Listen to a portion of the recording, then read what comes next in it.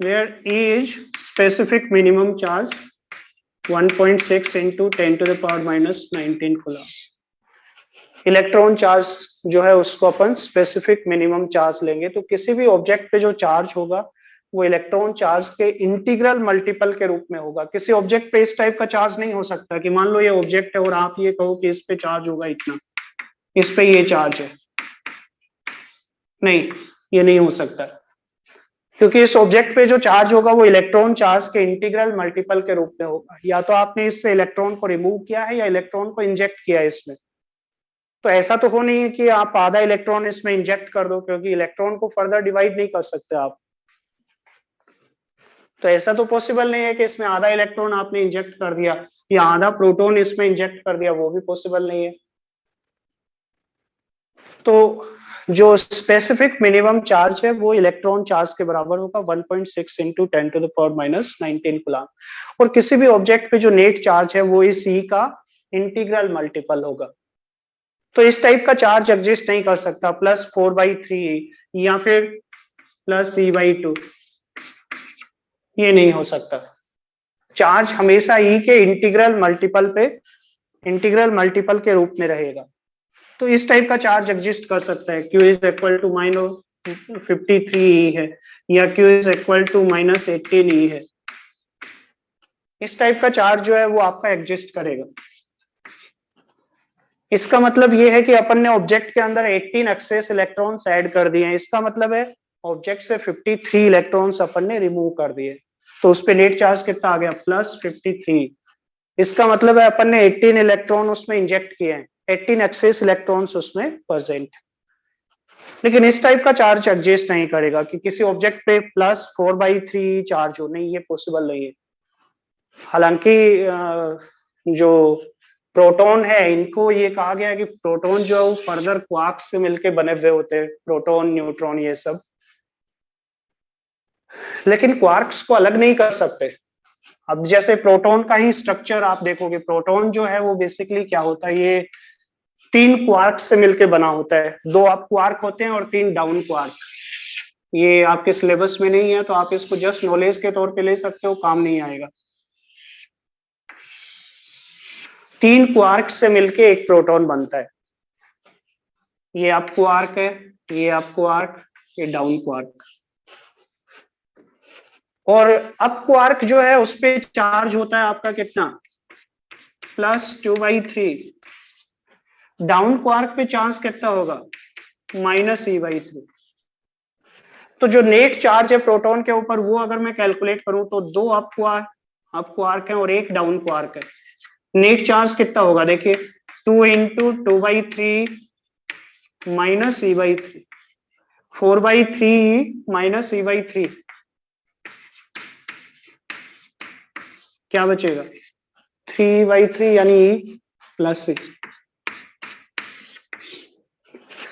तो अभी ये डिस्कवरी हुई है कि प्रोटॉन है वो फर्दर क्वार्क से मिलके बनता है, लेकिन उसके साथ उन्होंने एक थ्योरी दे दिया है जिसको बोलते हैं quark confinement theory. Quark confinement theory.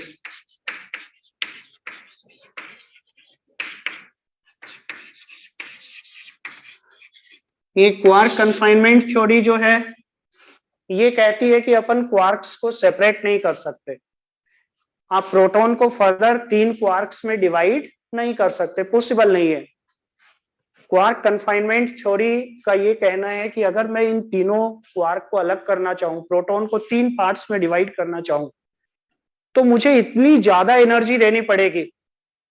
वो एनर्जी इतनी ज्यादा होगी कि ये जो प्रोटॉन है ये तो आपका डिवाइड नहीं होगा, उस एनर्जी की प्रेजेंस के अंदर कुछ एनर्जी मैटर में कन्वर्ट होगी और फर्दर क्वार्क्स आपके क्रिएट हो जाएंगे। वो एनर्जी इतनी ज्यादा होगी कि उतनी एनर्जी के अंदर आप ये देखोगे ये क्वार्क्स तो अलग नहीं होंगे, लेकिन फर्दर नए क्वार्क्स जो है वो क्रिएट हो जाएंगे, नए पार्टिकल्स आपके जनरेट होंगे। तो इन क्वार्क्स को कभी भी अलग नहीं कर सकते। तो प्रोटॉन को फर्दर डिवाइड नहीं किया जा सकता। ये अलग बात है कि प्रोटॉन अप क्वार्क और डाउन क्वार्क से मिलकर बना हुआ है और इसका स्ट्रॉन्ग एविडेंस भी है, लेकिन इन क्वार्क्स को किसी ने अलग नहीं किया है अभी तक। तो अभी तक चूंकि क्वार्क्स को अलग नहीं कर सकते, तो अपन ये नहीं कह सकते कि जो स्पेसिफिक मिनिमम चार्ज है वो E/3 होगा या 2E/3 होगा, ऐसा नहीं है। स्पेसिफिक मिनिमम चार्ज क्या होगा, या तो प्रोटॉन का चार्ज या इलेक्ट्रॉन का चार्ज, क्योंकि ना तो इलेक्ट्रॉन को आप डिवाइड कर सकते हो फर्दर, ना ही प्रोटॉन को फर्दर आप डिवाइड कर सकते हो। प्रोटॉन क्वार्क्स से मिलकर बना हुआ है, इसके बारे में स्ट्रॉन्ग एविडेंस है, लेकिन इन क्वार्क्स को अलग नहीं किया जा सकता। इसके लिए भी एक थ्योरी दी गई है, क्वार्क कन्फाइनमेंट थ्योरी। तो फिर अपना क्वांटाइजेशन जो है उसका कोई पंगा ही नहीं है। अपन ये कह ही नहीं सकते कि मिनिमम चार्ज 2/3 एग्जिस्ट कर सकता है, क्योंकि ये अप क्वार्क जो है ये इंडिपेंडेंटली तो एग्जिस्ट करेगा ही नहीं नेचर के अंदर। नेचर के अंदर अप क्वार्क अलग से नहीं रहेगा, ना ही डाउन डाउन क्वार्क आपको मिलेगा। 6 तरह के होते हैं क्वार्क, और क्वार्क के भी एंटी क्वार्क आपके प्रेजेंट रहते हैं, तो वो सब अलग इश्यू है, उससे उसमें डिटेल में नहीं जाना। इतना ध्यान रखिए प्रोटॉन 3 क्वार्क से मिलके बना होता है, लेकिन चूंकि इन क्वार्क्स को अलग नहीं किया जा सकता, स्पेसिफिक मिनिमम चार्ज कितना रहेगा, इलेक्ट्रॉन चार्ज या प्रोटॉन चार्ज के ही बराबर, तो क्वांटाइजेशन इस फैक्ट से अफेक्ट नहीं होगा। जो क्वांटाइजेशन का रूल है कि किसी भी ऑब्जेक्ट पे चार्ज क्या होगा, एनी के बराबर, वो आपका इंटैक्ट है। इस फाइंडिंग से ये जो क्वांटाइजेशन का रूल है ये अफेक्ट नहीं होगा, क्योंकि ये क्वार्क इंडिपेंडेंटली एग्जिस्ट नहीं करेंगे नेचर में। न्यूट्रॉन भी क्वार्क से मिलके बनना होता है, तो न्यूट्रॉन पे अगर आप चार्ज देखोगे तो कितना होता है, 0। प्रोटॉन जो है वो तो आपका, प्रोटॉन जो है उसके केस में तो मैंने बताया 2 अप क्वार्क होंगे और 1 डाउन क्वार्क होगा। न्यूट्रॉन के केस में क्या रहेगा, 1 अप क्वार्क रहेगा, 2 डाउन क्वार्क रहेंगे। तो इस पे नेट चार्ज निकालोगे, अगर प्रोटॉन पे नेट चार्ज, ये न्यूट्रॉन पे नेट चार्ज निकालते हो, तो अप क्वार्क पे चार्ज कितना होगा, 2/3, डाउन क्वार्क पे -E/3, और इस डाउन क्वार्क पे -E/3 कैंसिल हो जाएंगे, क्या आ जाएगा, 0।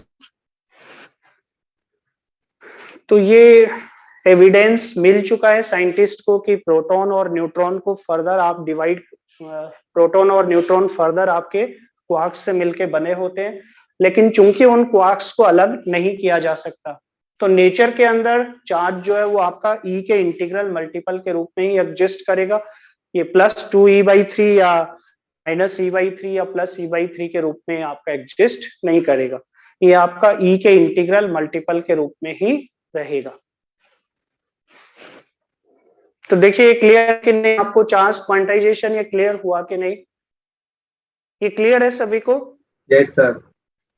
यस इलेक्ट्रॉन भी नहीं होते। इलेक्ट्रॉन तो फंडामेंटल पार्टिकल है, ये तो क्वार्क से भी मिलके नहीं बना होता, तो इलेक्ट्रॉन को तो फर्दर डिवाइड करने का कोई मतलब नहीं है। आप आगे स्टडी करोगे पार्टिकल फिजिक्स के अंदर कई तरह के पार्टिकल होते हैं, और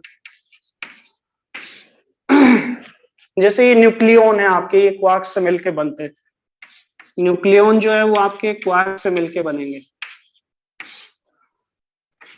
ये क्वार्क से, हर एक न्यूक्लियॉन 3 क्वार्क से मिलके बनेगा, ये फर्दर क्वार्क से मिलके बनते हैं। लेकिन ये जो आपके इलेक्ट्रॉन है या न्यूट्रिनो है, तो ये जो पार्टिकल है ये आपके कहलाते हैं लेप्टॉन, बेसिकली लेप्टॉन। ये फंडामेंटल पार्टिकल हैं, ये फर्दर क्वार्क से मिलके नहीं बनते। इसमें कौन कौन आते हैं, इलेक्ट्रॉन है आपका, एक न्यूट्रिनो है, इलेक्ट्रॉन न्यूट्रिनो है, न्यूट्रिनो। तो 3 तरह के होते हैं, लेप्टॉन भी एक और पार्टिकल आपका रहेगा। तो ये पार्टिकल है, ये फंडामेंटल पार्टिकल है, ये फर्दर क्वार्क से भी नहीं मिलके बने होते, तो इनको तो डिवाइड करने का कोई मतलब भी नहीं है।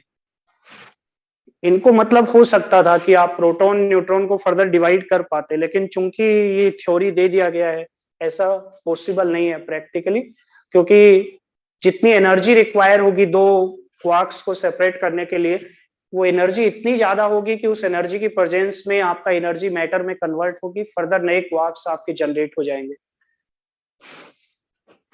तो ये हो गया आपका चार्ज क्वांटाइजेशन। अब नेक्स्ट अपन देखते हैं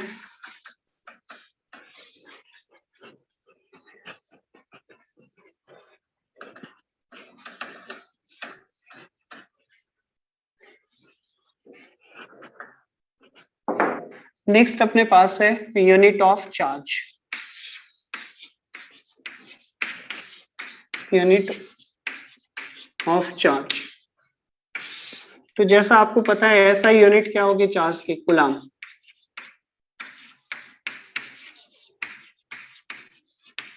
ये होती है कूलाम, सी से आप डिनोट करते हो।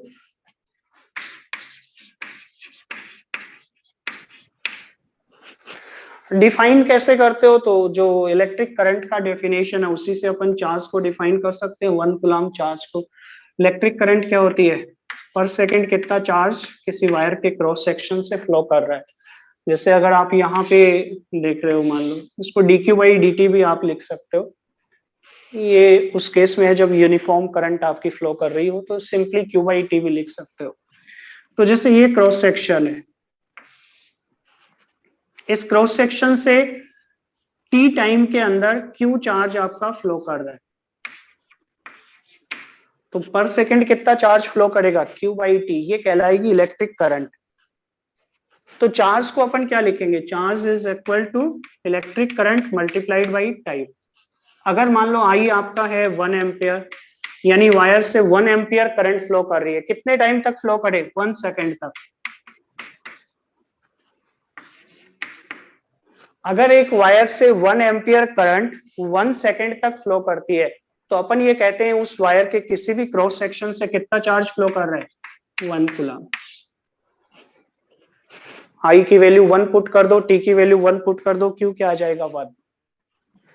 तो 1 कूलम चार्ज को कैसे डिफाइन करोगे, अगर किसी वायर से पर सेकंड या किसी वायर से 1 सेकंड के लिए 1 एम्पियर करंट फ्लो कर रही है, तो अपन ये कहेंगे उस वायर के किसी भी क्रॉस सेक्शन से 1 कूलम चार्ज पास हुआ है। इस तरह से अपन 1 कूलम चार्ज को अपन डिफाइन कर सकते हैं। इसका जो सीजीएस यूनिट है उसको अपन बोलते हैं स्टेट कूलम। चार्ज ये होता है स्टेट कूलम।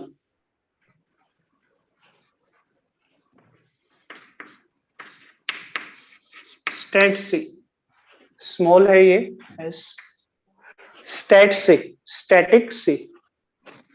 तो ये सीजीएस यूनिट है, और 1 कूलम के अंदर कितने स्टेट कूलम होंगे, 3 × 10⁹ कूलम होंगे। तो जैसे अगर आपको ये पूछा जाता है कि मान लो अल्फा पार्टिकल है, उस पे टोटल चार्ज जो है वो स्टेट कूलम के अंदर बताइए कितना होगा। अल्फा पार्टिकल पे जो नेट चार्ज है उसको स्टेट कूलम में एक्सप्रेस कीजिए, कैसे करोगे। अल्फा पार्टिकल क्या होता है, हीलियम न्यूक्लियस। हीलियम न्यूक्लियस है, अगर हीलियम जो एटम है उससे दोनों इलेक्ट्रॉन को हटा दोगे, तो हीलियम में 2 प्रोटॉन होते हैं और 2 ही इलेक्ट्रॉन है, दोनों इलेक्ट्रॉन को हटा दिया तो अब 2 प्रोटॉन बच गए, नेट चार्ज कितना आ गया, +2e। तो इसके ऊपर जो चार्ज होगा वो कितना होगा, +2e के बराबर होगा। अब ऐसा ही यूनिट में तो कैलकुलेट करना काफी आसान है, क्योंकि सिंपली अपन 2 को किससे मल्टीप्लाई करेंगे, 1.6 × 10⁻19 से। ये कितना आ गया, 3.2 × 10⁻19 कूलम।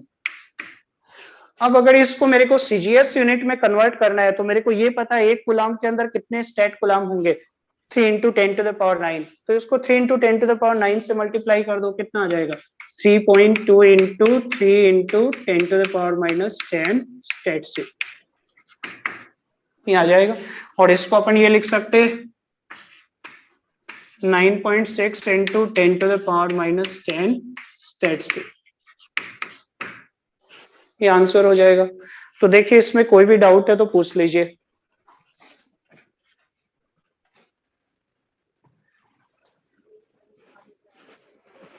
ये क्लियर है सभी को,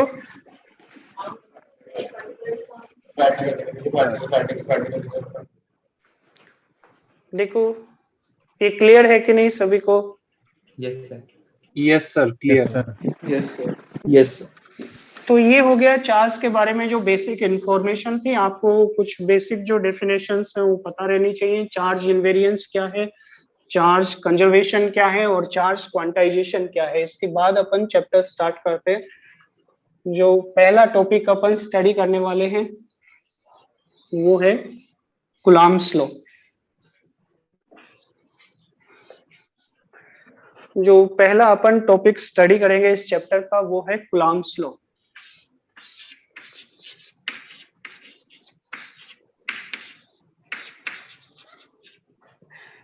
ये बिल्कुल वैसा ही है, इनवर्स स्क्वायर लॉ है। जैसे दो मैसिव पार्टिकल है, उनके बीच में ग्रेविटेशनल फोर्स जो है वो डिस्टेंस के स्क्वायर के इनवर्सली प्रोपोर्शनल होता है, वैसे ही दो चार्जेज हैं, दो पॉइंट चार्ज है, उनके बीच में जो इलेक्ट्रोस्टैटिक फोर्स होगा that is inversely proportional to the square of distance between them. तो ये भी बिल्कुल वैसा ही लॉ है, कूलम्ब्स लॉ, जो आपका न्यूटन का जो ग्रेविटेशन लॉ था, यूनिवर्सल लॉ ऑफ ग्रेविटेशन था, ये बिल्कुल उसी की सिमिलर है। तो इसको अपन इस तरह से डिफाइन कर सकते हैं,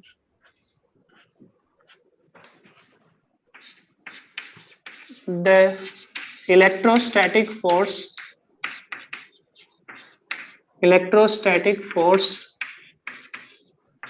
between two point charges.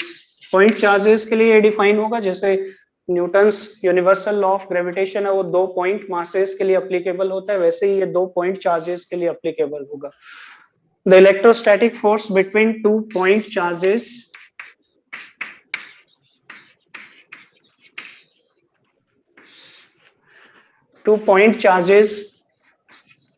is directly proportional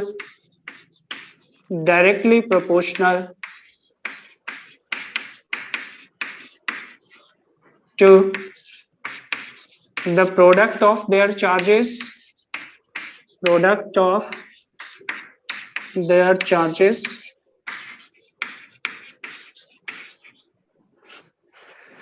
and is inversely proportional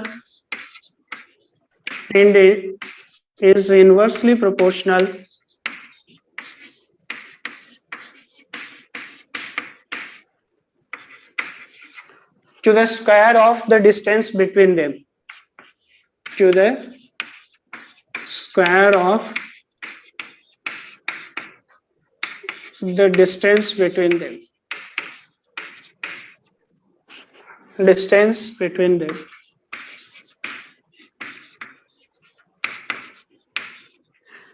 ये भी आप लिख सकते हो, it always acts along the line joining the two charges. दोनों जो चार्जेज है उनको ज्वाइन करने वाली लाइन के अलोंग ये आपका कूलम्ब्स फोर्स जो है ये आपका एक्ट होगा। Always acts along the line joining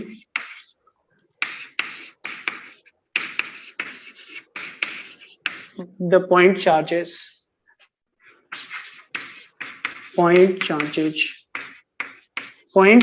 को ज्वाइन करने वाली लाइन के अलोंग ये इलेक्ट्रोस्टैटिक फोर्स आपका एक्ट होगा।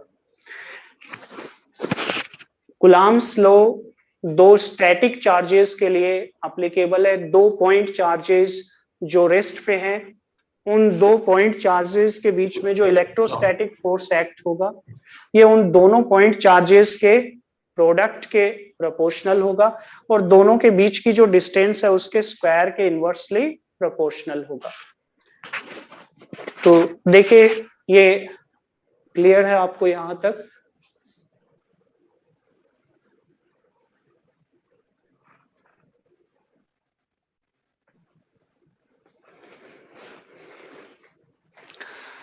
तो अगर मान लो दो चार्जेज हैं आपके पास, दो पॉइंट चार्जेज हैं, आपको ये ध्यान में रखना है कि अगर पॉइंट चार्जेज आपके दोनों सिमिलर चार्जेज हैं तो एक दूसरे को रिपेल करेंगे, अपोजिट चार्जेज हैं तो एक दूसरे को अट्रैक्ट करेंगे। तो ग्रेविटेशनल फोर्स में तो अपन ने ये देखा था कि दो पॉइंट मासेस के बीच में जो फोर्स ऑफ अट्रैक्शन है या जो ग्रेविटेशनल फोर्स है that is always attractive in nature. Electrostatic force can be attractive or can be repulsive depending on both charges are similar charges or both charges are different charges। एक positive है एक negative है तो दोनों के बीच में attractive force act होगा, और अगर दोनों सिमिलर चार्जेज है, दोनों पॉजिटिव है या दोनों नेगेटिव है, तो दोनों के बीच में रिपल्सिव फोर्स एक्ट होगा। तो इलेक्ट्रोस्टैटिक फोर्स जो है वो दोनों पॉइंट चार्जेस के प्रोडक्ट के प्रोपोर्शनल होगा और दोनों के बीच की डिस्टेंस के स्क्वायर के इनवर्सली प्रोपोर्शनल होगा। तो मैं क्या करता हूं, यहाँ पे दो पॉइंट चार्जेस ले लेता हूं और दोनों को वैक्यूम में r डिस्टेंस पे रख देता हूं। 2 पॉइंट चार्जेज अपन ने ले लिया। एक पॉइंट चार्ज ये है Q1, ये ध्यान रखना charge is associated with matter, charge is associated with matter. Matter नहीं होगा तो चार्ज कहां से आएगा, क्योंकि इलेक्ट्रॉन और प्रोटॉन भी तो मैटर ही है, मैटर के ऊपर चार्ज रहता है, मैटर से इंडिपेंडेंट चार्ज का कोई एग्जिस्टेंस नहीं है, it is inherent property of matter. तो ये मैटर से जुड़ा हुआ है। तो यहाँ पे जब अपन ये कह रहे हैं 2 पॉइंट चार्जेस रखे हुए हैं, तो अपन ने कोई पॉइंट ऑब्जेक्ट रखी हुई होगी, उसके ऊपर ये चार्ज है Q1, इधर उस पॉइंट ऑब्जेक्ट पे चार्ज है Q2। तो ये 2 पॉइंट चार्जेस हैं और दोनों को मैंने वैक्यूम में रखा हुआ है। पहले अपन इनको वैक्यूम में ही रखते हैं। कितनी डिस्टेंस पे रखा हुआ है, r डिस्टेंस पे रखा हुआ है। दोनों सिमिलर चार्जेस ले लेता हूं। तो अगर सिमिलर चार्जेस लोगे तो ये एक दूसरे को रिपेल करेंगे। जैसे यहाँ पे Q1 है, वो Q2 को रिपेल करेगा किधर की ओर, अवे फ्रॉम इटसेल्फ। Q1 से दूर इसको रिपेल करेगा। कितना फोर्स लगाएगा, मान लो F फोर्स लगा रहा है। Q2 है, वो Q1 को रिपेल करेगा किधर की ओर, इधर की ओर। दोनों एक दूसरे पे रिपल्सिव फोर्स लगा रहे हैं, क्योंकि मैं ये मान के चल रहा हूं कि Q1 and Q2 are of opposite nature, are of similar nature. दोनों सेम तरह के चार्ज है, या तो दोनों पॉजिटिव है या दोनों नेगेटिव है। तो इनके बीच में जो फोर्स ऑफ रिपल्सन है, जो इलेक्ट्रोस्टैटिक फोर्स ऑफ रिपल्सन है, that is proportional to Q1 Q2। ये दोनों के चार्जेस के प्रोडक्ट के प्रोपोर्शनल होगा, and it is inversely proportional to the square of distance between these two charges. और अगर मैं इन दोनों इक्वेशंस को क्लब करूं तो क्या आएगा, F is proportional to Q1 Q2 upon R square.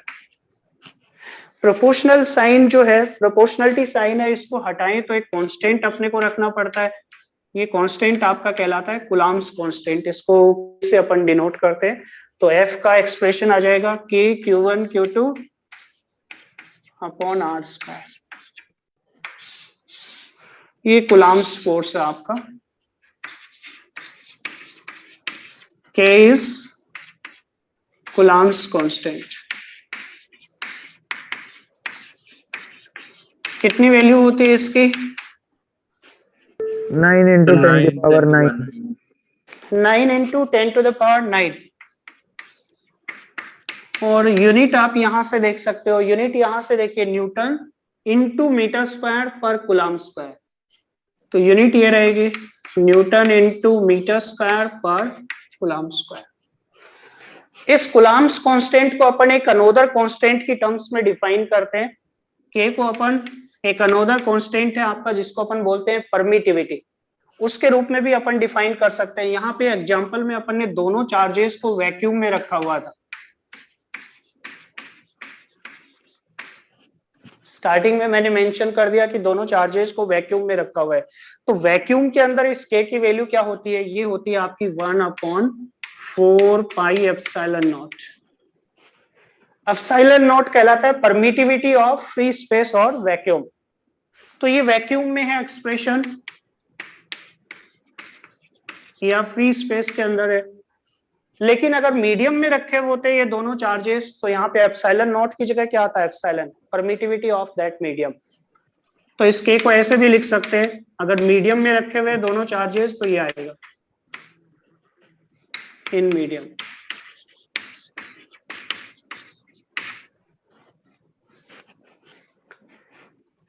यहाँ पे ये जो एप्सिलॉन नॉट है, ये कहलाता है परमिटिविटी ऑफ, इसको मिटा रहा हूं मैं।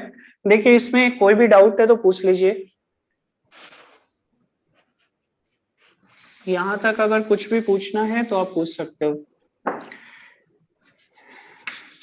Epsilon not is permittivity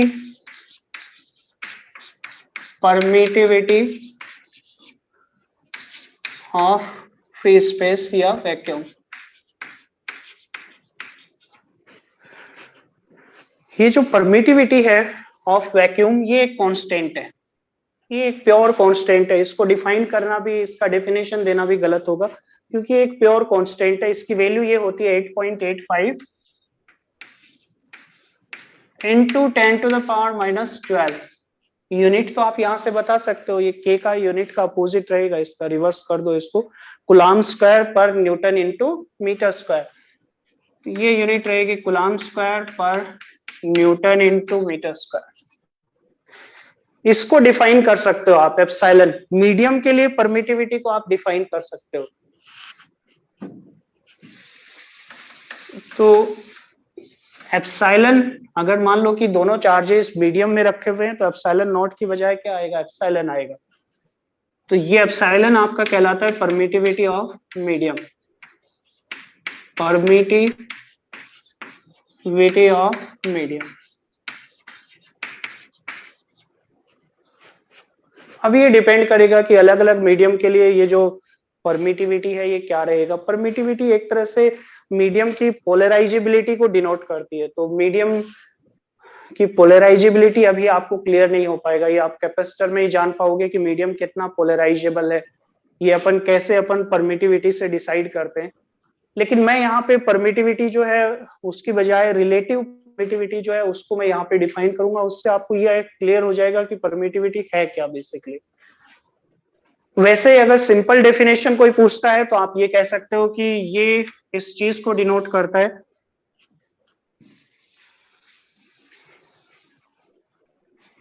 it is ability of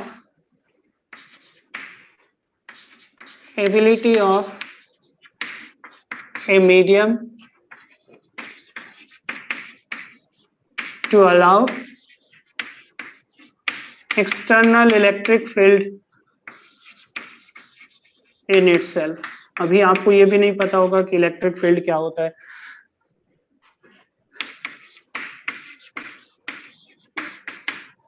या फिर आप इसको पोलराइजेबिलिटी के रूप में डिफाइन कर सकते हो, लेकिन अभी चूंकि आपको पोलराइजेबिलिटी का भी आइडिया नहीं है तो इसकी बजाय रिलेटिव परमिटिविटी जो है उसको डिफाइन करना ज्यादा आसान है। उसको आप आसानी से समझ पाओगे कि रिलेटिव परमिटिविटी क्या है।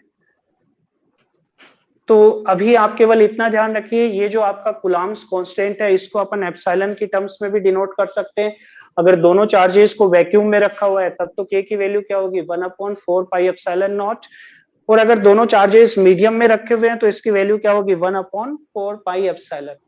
एप्सिलॉन मीडियम की परमिटिविटी है, एप्सिलॉन नॉट वैक्यूम की परमेबिलिटी। तो ये आपका हो गया कूलम्ब्स लॉ। देखिए इसमें कोई भी डाउट है तो आप पूछ लीजिए, यहां तक कोई भी डाउट है तो आप पूछ लीजिए। ये एक्सप्रेशन आपका कूलम्ब्स फोर्स का जो आपको रिमेंबर रखना है, K Q1 Q2 upon R square, बिल्कुल वैसे ही एक्सप्रेशन है जैसे ग्रेविटेशनल फोर्स में अपन ने एक्सप्रेशन ये लिखा था G M1 M2 upon R square. यहाँ पे G की जगह कूलम्ब्स कांस्टेंट आ गया है, M1 M2 की जगह Q1 Q2 आ गया, नीचे वही है R स्क्वायर। तो देखिए यहाँ तक क्लियर है कि नहीं। देखो कोई भी डाउट है तो पूछिए। ये क्लियर है सभी को? Yes sir. Yes sir. Yes sir. देखिए अब अपन क्या करते हैं, ये रिलेटिव परमिटिविटी डिफाइन करते हैं। रिलेटिव परमिटिविटी क्या होता है वो अपन देखते हैं, उससे परमिटिविटी जो है उसका आपको थोड़ा आइडिया लगेगा, थोड़ा आपको कैपेसिटर में इसका आइडिया लग जाएगा।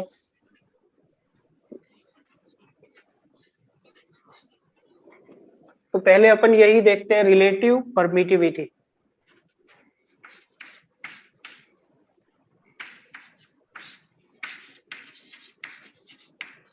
Relative permittivity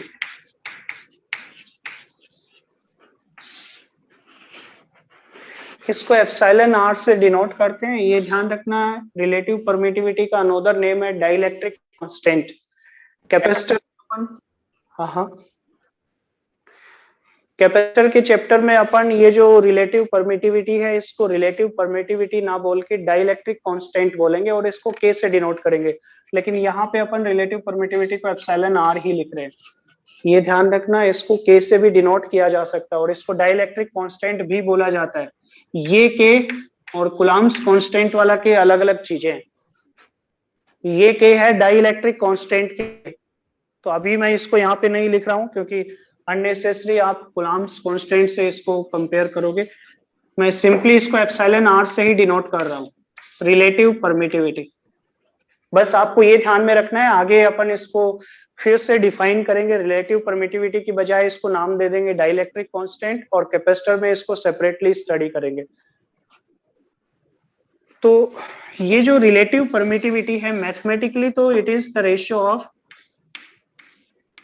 permittivity of medium to the permittivity of vacuum. Mathematically एक रेशियो है, ये प्योर रेशियो, कोई डायमेंशन नहीं होगी, कोई यूनिट नहीं होगी। Permittivity of medium upon permittivity of free space, permittivity of free space या vacuum.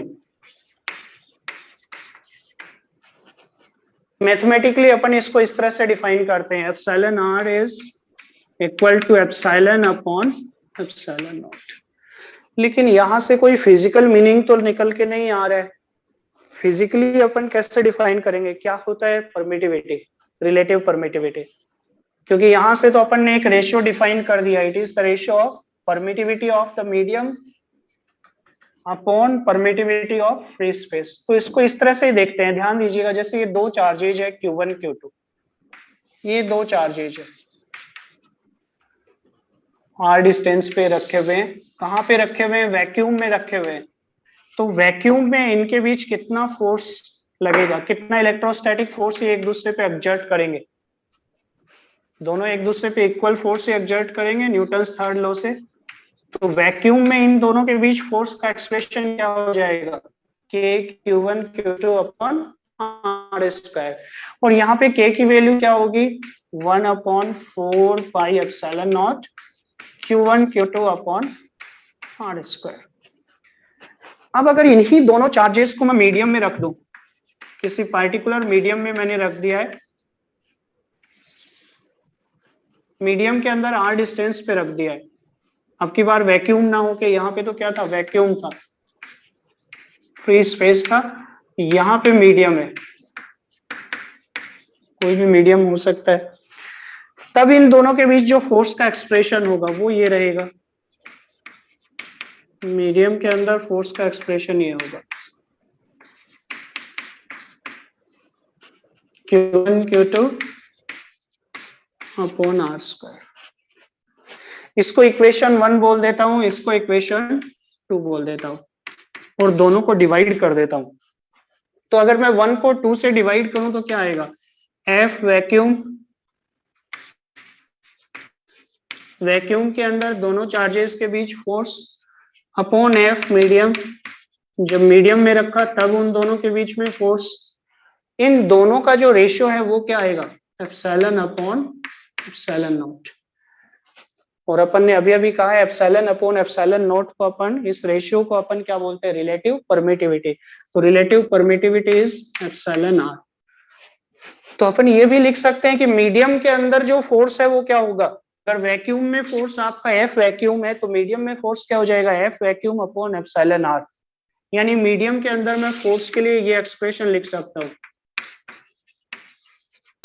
F medium is F vacuum upon epsilon r. यहां से एप्सिलॉन आर को अपन डिफाइन कर सकते हैं। Epsilon r is the factor by which force between two charged particle decreases when they are placed in a given medium.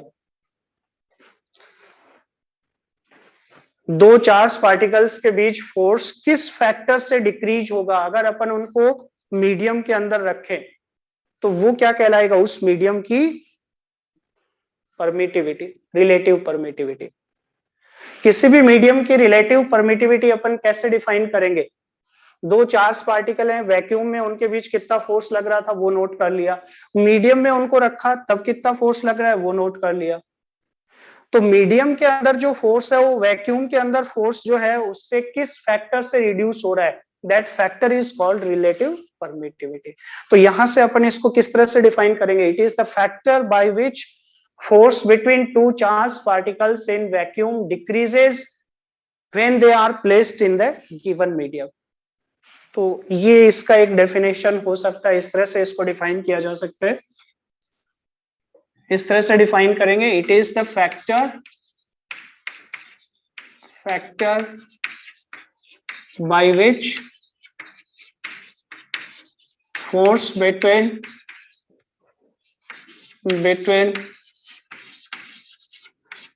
two charges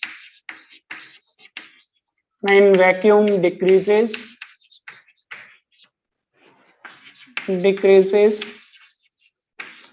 when they are placed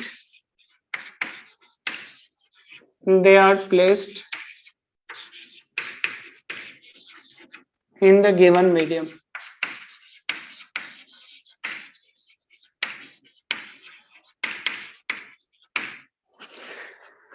जब अपन दोनों charge particles को एक given medium में रख रहे हैं तो इन दोनों के बीच फोर्स किस फैक्टर से डिक्रीज होगा, that factor is called relative permittivity of that medium. तो इस तरह से अपन रिलेटिव परमिटिविटी को डिफाइन कर सकते हैं। तो ये आपको ध्यान में रखना है। वैक्यूम के अंदर अगर फोर्स आपका एफ वैक्यूम है, अगर उन्हीं दोनों चार्ज पार्टिकल को सेम डिस्टेंस पे मीडियम में रख रहे हो तब फोर्स कितना होगा, F vacuum upon relative permittivity of that medium. तो देखिए क्लियर है कि नहीं, को इसमें कोई भी डाउट है तो पूछ लीजिए। ये क्लियर है सभी को? Yes sir. Yes. Yes, sir.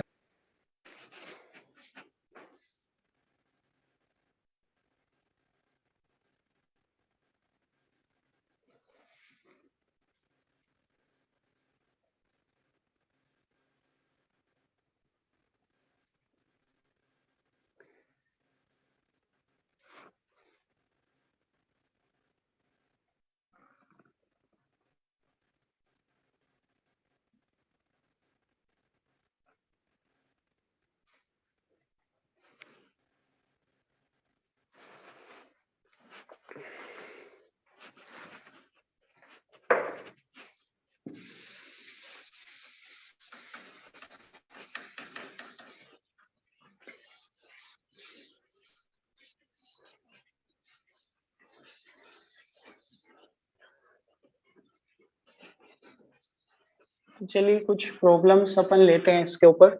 एक एक्सप्रेशन अपने पास आ गया है, हालांकि वेक्टर फॉर्म में अपन ने अभी तक ये नहीं देखा है कूलम्ब्स लॉ, लेकिन अगर दो ही चार्ज पार्टिकल हैं तो उनके बीच आपको ये पता रहेगा कि अगर चार्जेस सेम नेचर के हैं तब तो फोर्स जो है वो आपका रिपल्सिव फोर्स होगा, और अगर चार्जेस अपोजिट नेचर के हैं तो फोर्स आपका अट्रैक्टिव होगा, और फोर्स दोनों को ज्वाइन करने वाली लाइन के अलोंग एक्ट होगा। तो अगर दो ही चार्ज पार्टिकल हैं तो फोर्स कैसे कैलकुलेट करना है आपको पता रहेगा। तो मैं कुछ एक प्रॉब्लम्स लेता हूँ, छोटी छोटी प्रॉब्लम,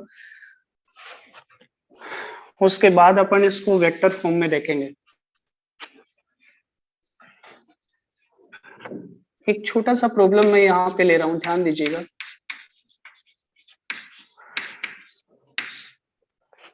दो चार्ज पार्टिकल हैं,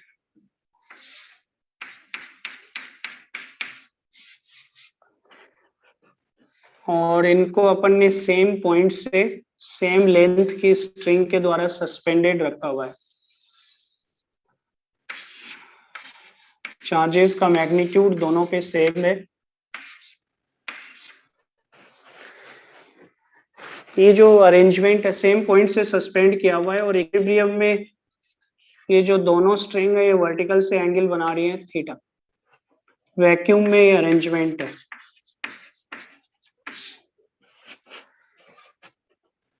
इक्वल लेंथ की स्ट्रिंग से सेम पॉइंट से दोनों चार्जेस सस्पेंडेड है। दोनों का जो चार्ज पार्टिकल है तो इनका मास m ले लीजिए, चार्ज q ले लीजिए। आइडेंटिकली चार्ज पार्टिकल है। अब अगर मैं इस अरेंजमेंट को किसी डाइलेक्ट्रिक मीडियम के अंदर या डाइलेक्ट्रिक लिक्विड के अंदर मैं रखता हूं इसको, डाइलेक्ट्रिक क्या होता है ये अपन आगे डिस्कस करेंगे कैपेसिटर के अंदर।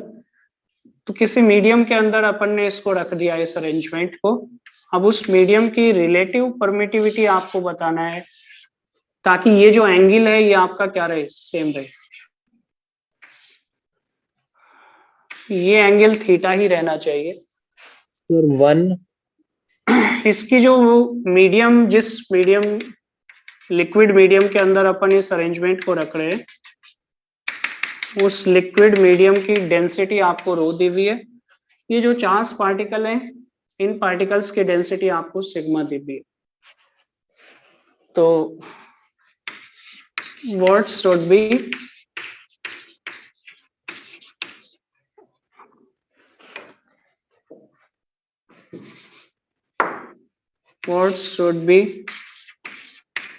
the dielectric constant or relative permittivity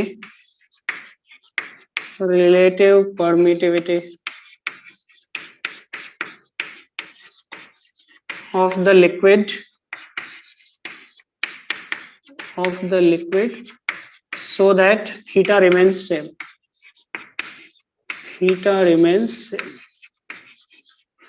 theta same रह सकता है क्या? थीटा तो सेम रह ही सकता है, क्योंकि अपने को ये पता है यहाँ पे ये दोनों फोर्स, ये दोनों चार्ज पार्टिकल हैं, एक दूसरे पे रिपल्सिव फोर्स लगाएंगे, आइडेंटिकली चार्ज्ड है। तो जैसे इस चार्ज पार्टिकल पे रिपल्सिव फोर्स लग रहा होगा, दोनों को ज्वाइन करने वाली लाइन के अलोंग लग रहा होगा, इधर की ओर लग रहा होगा। अब जब आपने इसको डाइलेक्ट्रिक मीडियम में आपने रख दिया है, तो आपको ये पता है कि दोनों के बीच में जो इलेक्ट्रिक फोर्स है, इलेक्ट्रोस्टैटिक फोर्स ऑफ रिपल्सन है, वो आपका थोड़ा डिक्रीज हो जाएगा। अभी अपन ने रिलेटिव परमिटिविटी को कैसे डिफाइन किया था? It is the factor by which electrostatic force between two charges decreases when they are placed in a dielectric medium. तो जब इस मीडियम में रखा है इनको, दोनों चार्ज ऑब्जेक्ट को, तो इनके बीच में ये जो आपका इधर की ओर जो फोर्स लग रहा होगा, इलेक्ट्रोस्टैटिक फोर्स, वो घट जाएगा। लेकिन यहाँ पे नीचे की ओर जो आपका इफेक्टिव वेट है वो भी तो कम होगा, क्योंकि बायोंट फोर्स लग रहा है। तो नीचे की ओर लगने वाला फोर्स भी घट गया, इधर वाला फोर्स भी घट गया, तो ये एंगल थीटा तो सेम रह ही सकता है रिलेटिव परमिटिविटी की किसी पार्टिकुलर वैल्यू के लिए। तो वही आपको बताना है वो वैल्यू जिसके लिए आपका ये थीटा सेम रहेगा, वैक्यूम के अंदर भी और उस मीडियम के अंदर भी, ये आपको फाइंड आउट करना है। तो पहले मैं इसको वैक्यूम के अंदर मैं फ्री बॉडी डायग्राम बनाता हूं। कोई भी एक जो चार्ज बॉल है उसका फ्री बॉडी डायग्राम बना लो, जैसे इसका बना लिया मैंने, वैक्यूम के अंदर बना रहा हूं। कितनी डिस्टेंस पे है? मान लो ये x डिस्टेंस पे। तो यहाँ पे इस पे इलेक्ट्रोस्टैटिक फोर्स लग रहा होगा, कितना लगेगा? F लगेगा। इधर टेंशन फोर्स लग रहा होगा, T लगेगा। और एक इसका वेट लग रहा होगा, किधर? नीचे। अब यहाँ पे ध्यान दीजिएगा, चूंकि ये आपका इक्विलिब्रियम में है ये बॉल, इस पे नेट फोर्स क्या होना चाहिए? 0। तो ये तीन फोर्सेस का वेक्टर सम क्या होना चाहिए? 0 होना चाहिए। या मैं ये भी कह सकता हूँ कि इन दोनों का जो रिजल्टेंट है वो इसके अपोजिट डायरेक्शन में होना चाहिए, सेम मैग्नीट्यूड का होना चाहिए। तो एफ का और mg का रिजल्टेंट निकालूं तो वो रिजल्टेंट टी के अपोजिट डायरेक्शन में पॉइंट करेगा, इधर पॉइंट करेगा वो। ये एंगल आपका थीटा है, ये भी क्या रहेगा? थीटा रहेगा। सेम लाइन को मैंने आगे बढ़ाया, ये टी के अपोजिट डायरेक्शन में आएगा।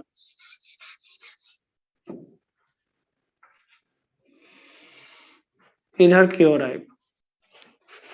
और ये एंगल आपको क्या दिया हुआ है? थीटा।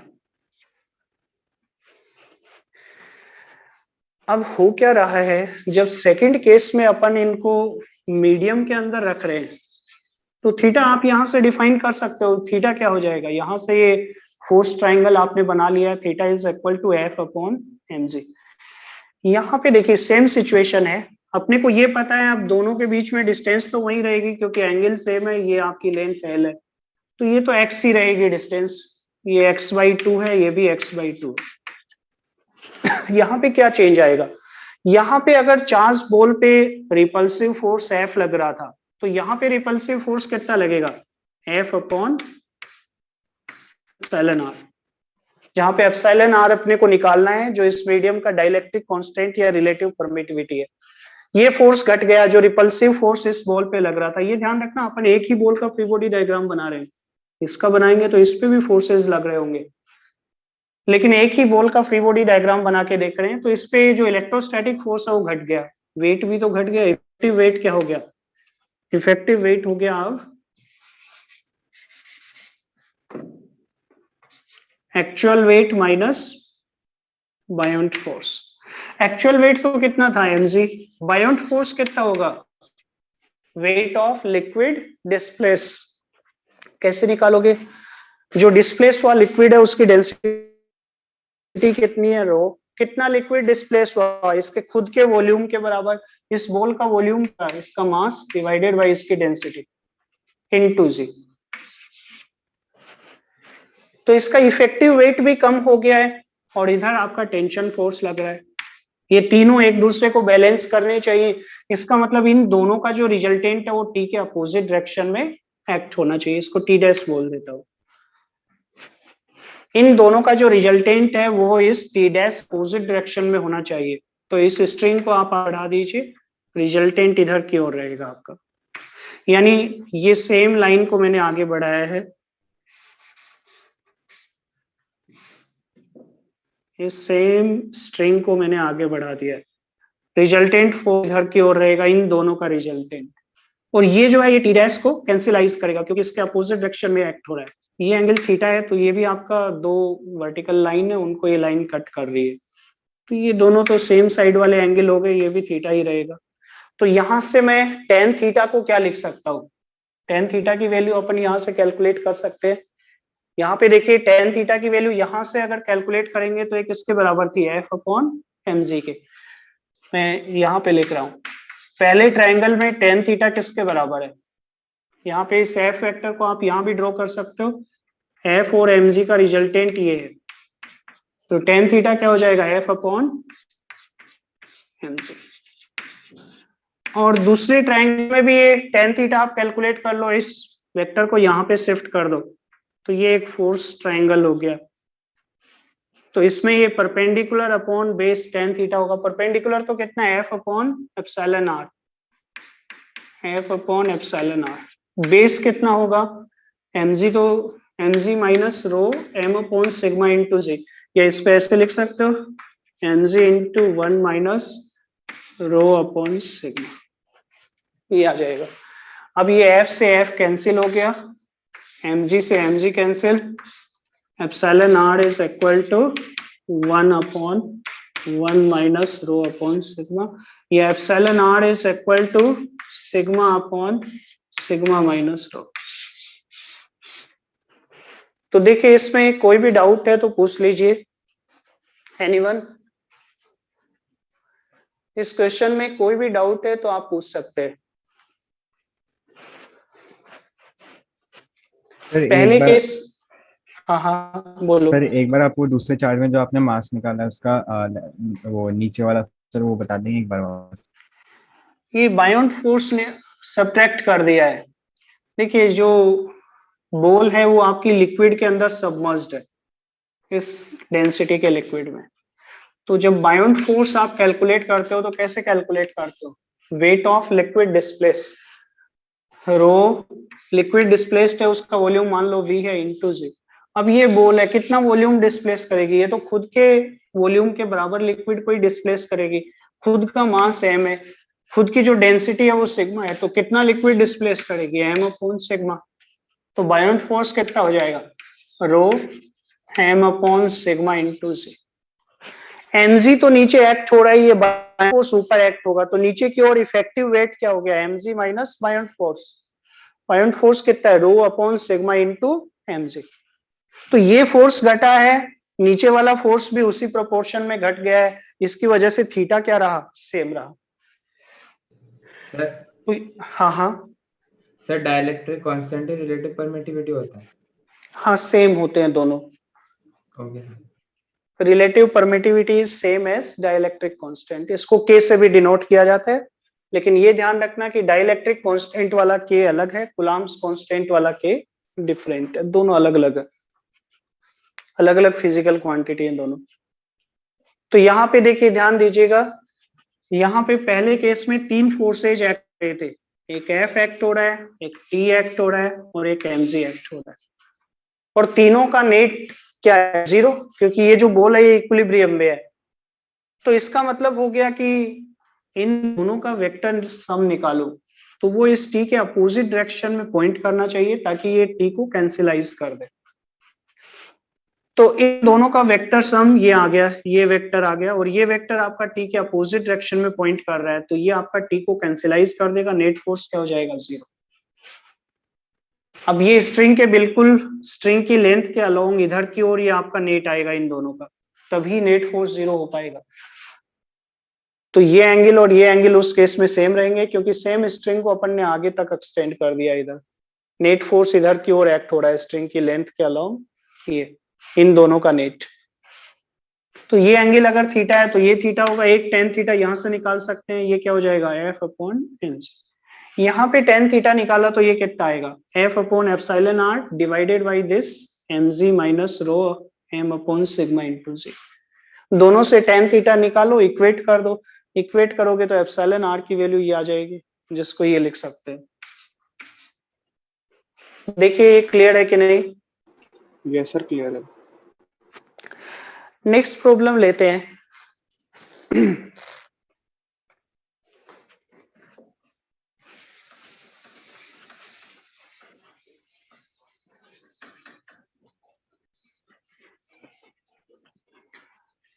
दो स्मॉल स्फेरिकल बॉल हैं,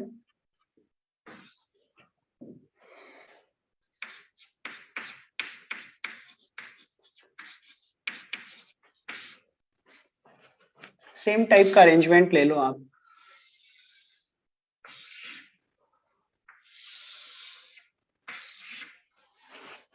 दो स्फेरिकल बॉल्स हैं और किसी मोमेंट पे इनका चार्ज मान लो Q है, और दोनों के बीच जो सेपरेशन है वो आपका x है। जब दोनों के बीच सेपरेशन x है, उस इंस्टेंट पे दोनों अप्रोच वेलोसिटी दिया हुआ है, both objects are approaching each other.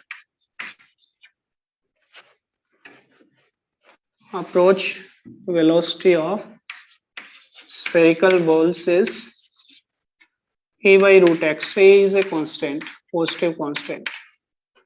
A by root x, where x is distance between these two balls. तो एक दूसरे को अप्रोच कर रही है, धीरे धीरे x कम होगा, तो आप ये देखोगे अप्रोच वेलोसिटी जो है वो बढ़ता जाएगा आपका। तो ये अप्रोच क्यों कर रही है, उसका रीजन ये दिया हुआ है कि ये दोनों जो चार्ज बॉल हैं, इनसे चार्ज सराउंडिंग में लीक होता जा रहा है। Charge is leaking to the surrounding. ऐसा हो सकता है कि इनसे चार्ज जंप करके आपका इन्वायरमेंट में जा रहा हो। बहुत बार ऐसा होता है, चार्ज जो है वो लीक करता है आपका। जैसे बहुत सारे केसेज में आप देखोगे कि जो सराउंडिंग इन्वायरमेंट है वो आपका आयोनाइज हो जाता है, तो चार्जेज जो है वो चार्ज बॉडी से सराउंडिंग के अंदर जंप कर जाते हैं। कई बार कूलर जो है वो करंट मारता है, तो कूलर करंट क्यों मारेगा, क्योंकि उसके पास की एयर आयोनाइज हो जाती है। तो अब ये दोनों जो स्फेरिकल बॉल्स हैं, इनसे चार्ज लीक हो रहा है सराउंडिंग के अंदर। आपको ये पता करना है, अगर अप्रोच वेलोसिटी ये है तो इस पार्टिकुलर इंस्टेंट पे लीकिंग रेट क्या होगा, यानी किस रेट से चार्ज डिक्रीज हो रहा है इनका, किस रेट से इन दोनों स्फेरिकल बॉल्स पे चार्ज लीक हो रहा है। स्ट्रिंग की लेंथ आपको L दी हुई है, ये आपको दिया हुआ है। कैसे करेंगे इसको एनीवन?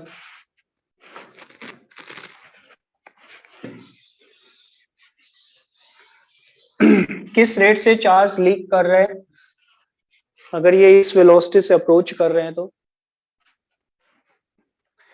ये ध्यान रखना कि जब चार्ज लीक करेगा, दोनों पे चार्जेस का मैग्नीट्यूड कम होता जाएगा, और दोनों के बीच में जो रिपल्सिव फोर्स लग रहा है, जैसे अगर मैं इस चार्ज बॉल का फ्री बॉडी डायग्राम बनाऊं तो इस पे एक इलेक्ट्रोस्टैटिक फोर्स लगेगा, जिसका एक्सप्रेशन क्या होगा, kq²/x²।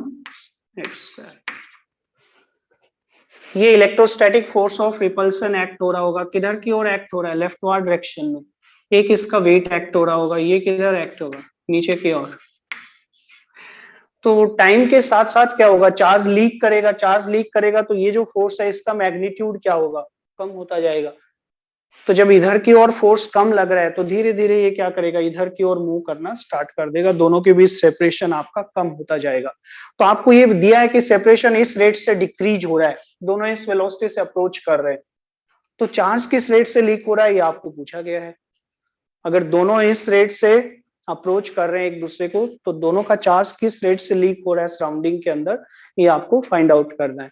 तो बहुत ही आसान क्वेश्चन है, किस टाइप से करेंगे एनीवन?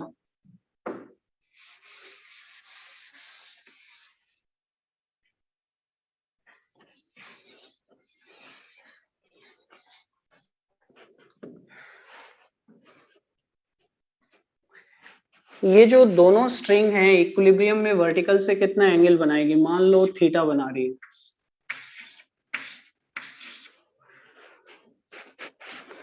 दोनों वर्टिकल से कितना एंगल बना रही है, थीटा, और ये डिस्टेंस हो जाएगी x/2,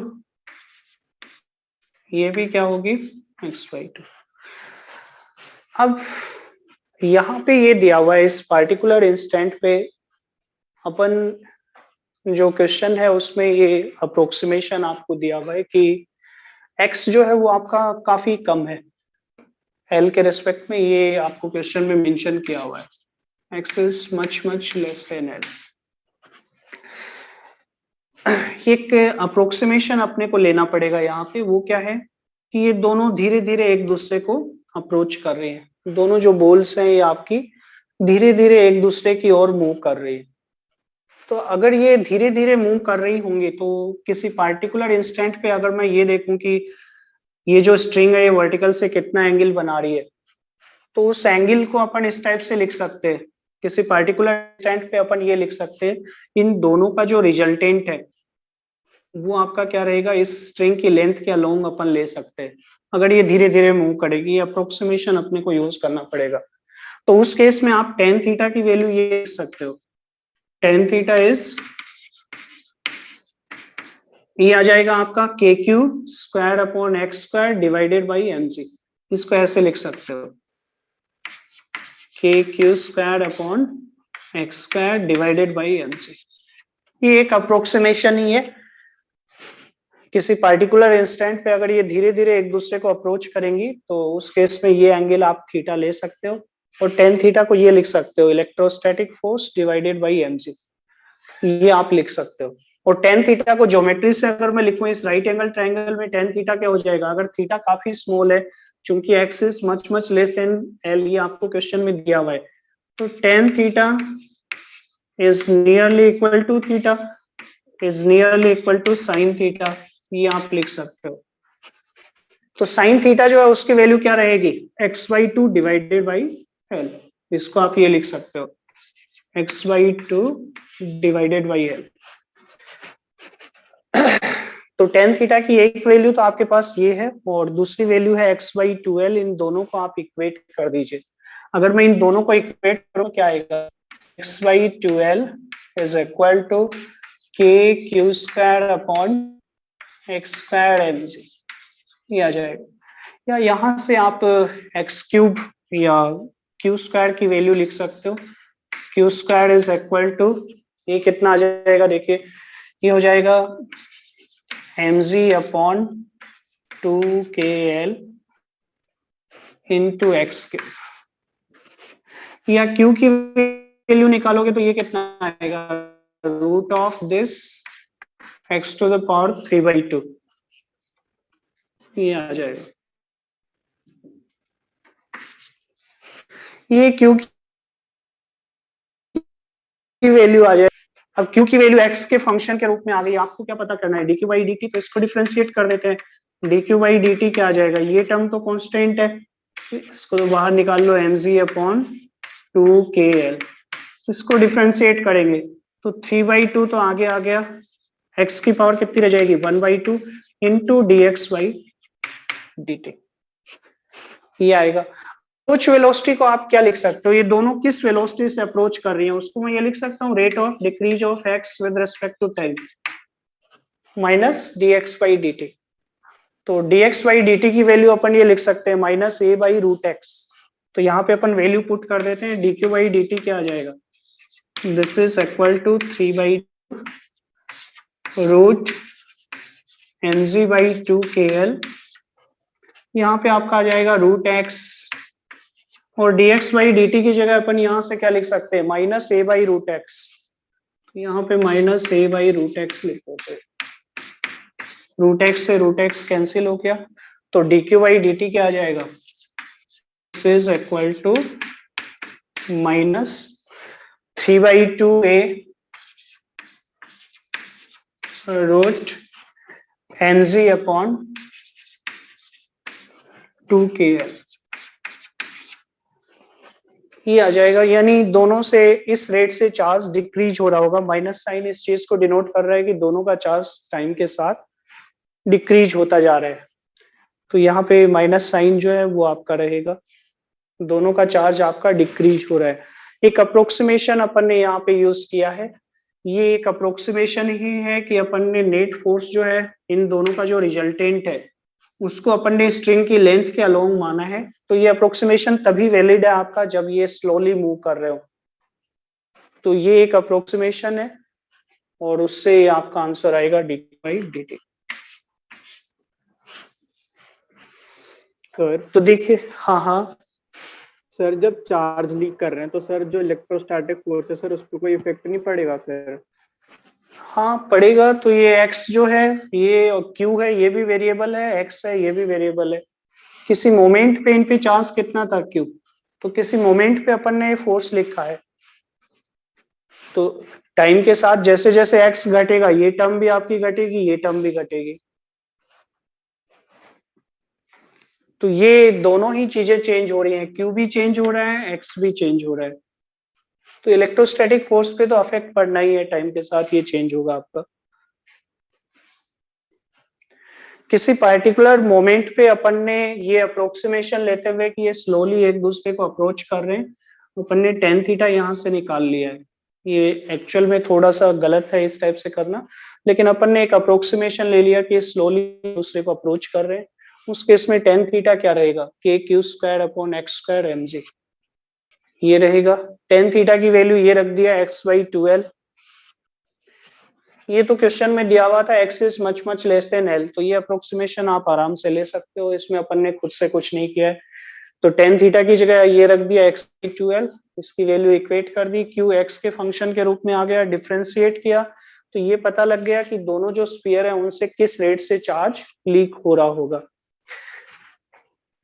तो देखिए क्लियर है कि नहीं? सर और कोई अप्रोच भी हो सकती है इसमें?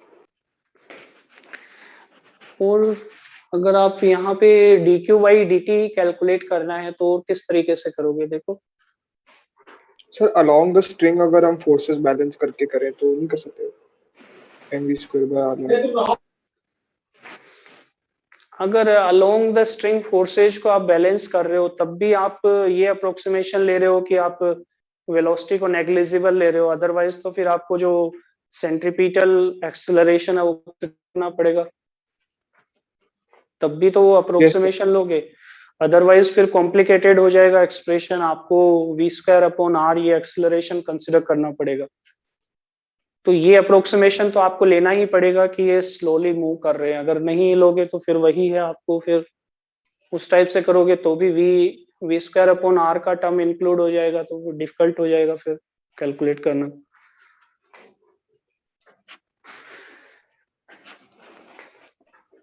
सर वो जिस स्टेप में आपने डिफरेंशिएट किया है एक बार वो वाला स्टेप समझा दोगे?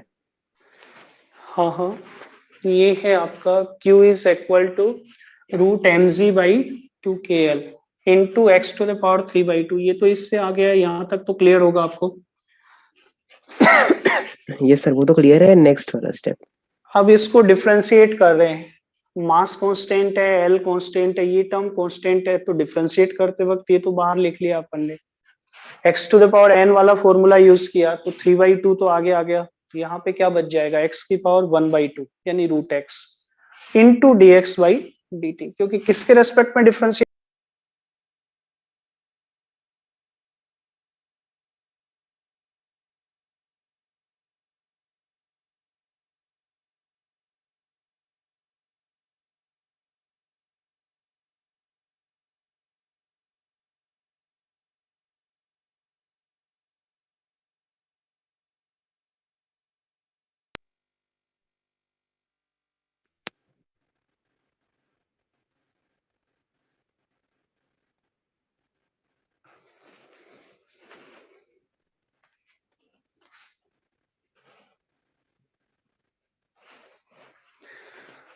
देखिए अगर x टू पावर 3/2 होता और इसको आप x के रेस्पेक्ट में डिफरेंशिएट कर रहे होते तब तो क्या आ जाता, 3/2 x टू द पावर 1/2। लेकिन अपन इसको किसके रेस्पेक्ट में डिफरेंशिएट कर रहे हैं, टाइम के रेस्पेक्ट में। तो उस केस में आपको चेन रूल अप्लाई करना पड़ेगा। तो जब टाइम के रेस्पेक्ट में डिफरेंशिएट करोगे इसी चीज को, मैं नीचे वाले को मिटा रहा हूं,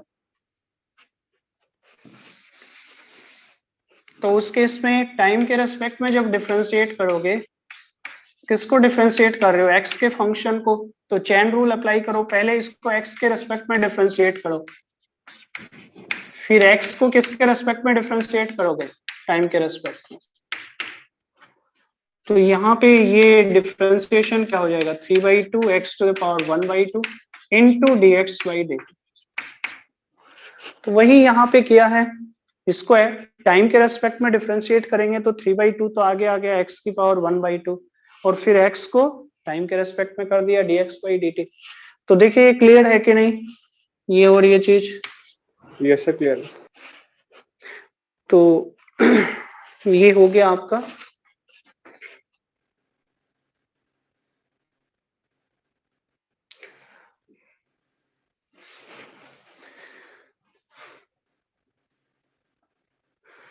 अब एक छोटा सा चीज अपन देख लेते हैं, Coulomb's law in vector form.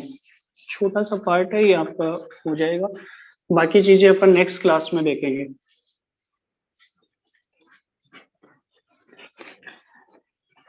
ये आज का ही क्लास आपका कंबाइंड था, वो रिव्यू क्लास की वजह से, बाकी कंबाइंड क्लास नहीं लगेगा आपका, सेपरेट ही लगेगा दोनों बैचेस का अभी। तो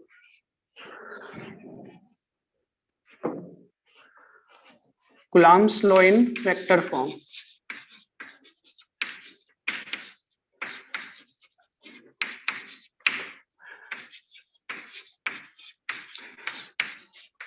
ये बताइए कल जो पेपर अपन डिस्कस करने वाले हैं, आप लोग कौन सा पेपर डिस्कस करना चाह रहे हो अभी?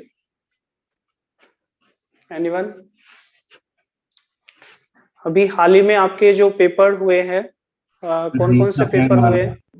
यस सर, रीशफलिंग वाला। रीसफलिंग टेस्ट है, ठीक है। और उसके बाद जो संकल्प टेस्ट हुआ था वो भी हुआ था क्या? वो कैंसिल हो गया सर। कैंसिल हो गया था। ठीक है, तो फिर अपन कल स्टार्टिंग में रीसफलिंग टेस्ट डिस्कस करते, और उसकी प्रॉब्लम्स करने के बाद अपन फिर इस चैप्टर को आगे बढ़ाते हैं। देखिए Coulomb's law in vector form, कि जैसे मान लो कि दो चार्ज पार्टिकल हैं आपके,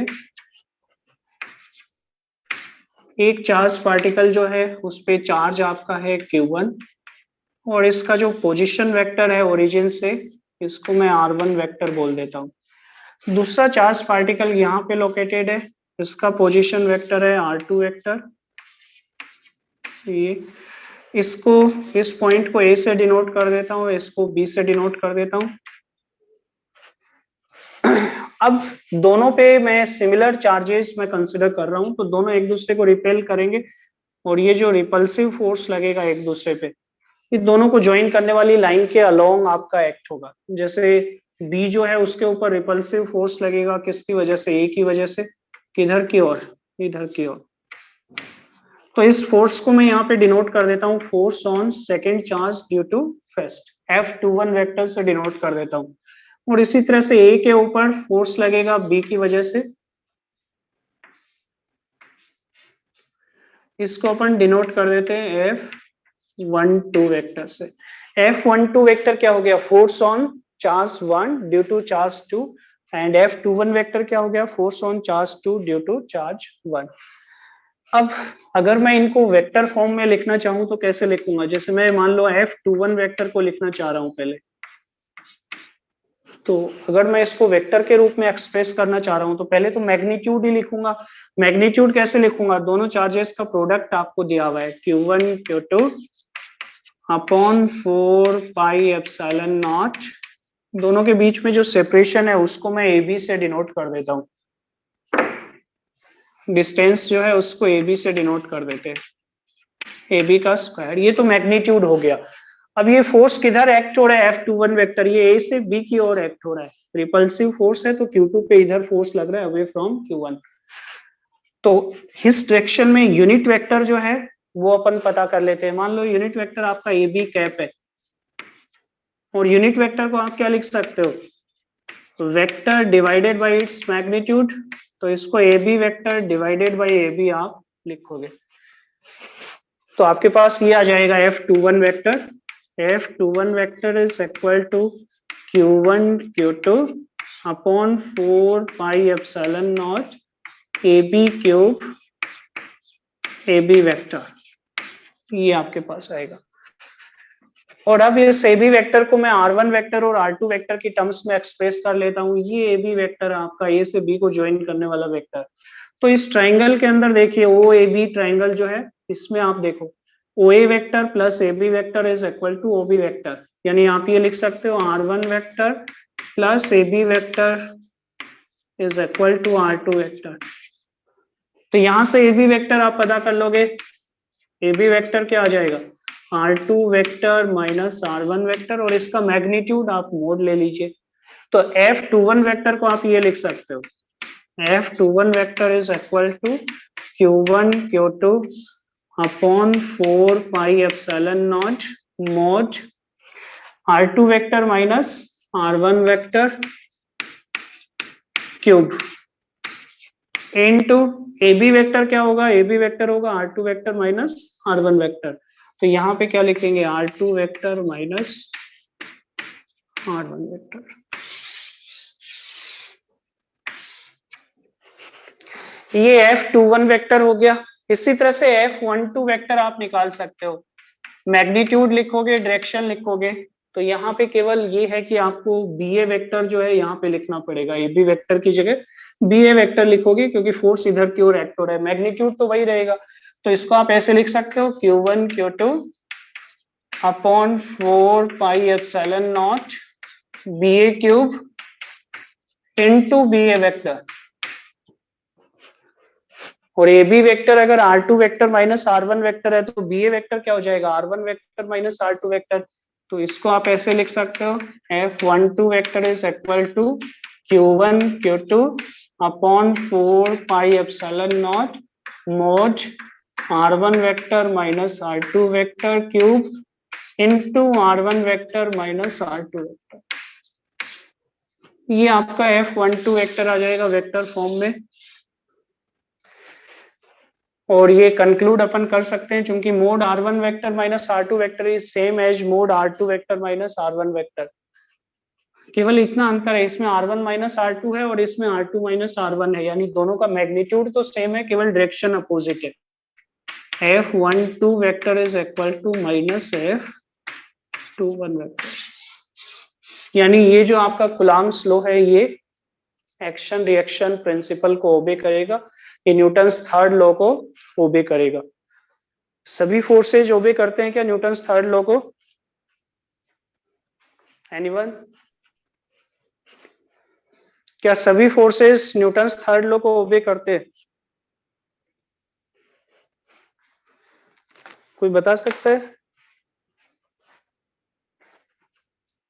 मैग्नेटिक जो फोर्स है वो आपका न्यूटन्स थर्ड लॉ को ओबे नहीं करेगा, जो अपन आगे स्टडी करेंगे।